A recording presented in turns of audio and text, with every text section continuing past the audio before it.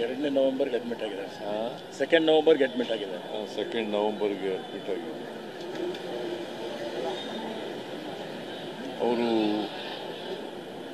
114 ವರ್ಷಗಳ ಕಾಲ ಬದುಕಿದ್ದಾರೆ.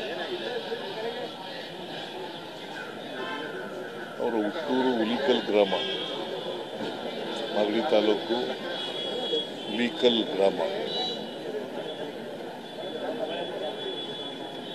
ಅವರಿಗೆ ಮಕ್ಕಳಿರಲಿಲ್ಲ ಪಾಪ.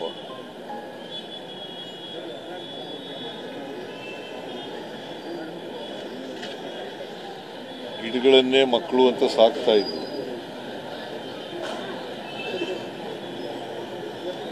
ಅವರು ನೆಟ್ಟಿರ್ತಕ್ಕಂಥ ಮರಗಳು ಇವತ್ತು ಹೆಮ್ಮರವಾಗಿ ಬೆಳೆದಿದ್ದಾವೆ.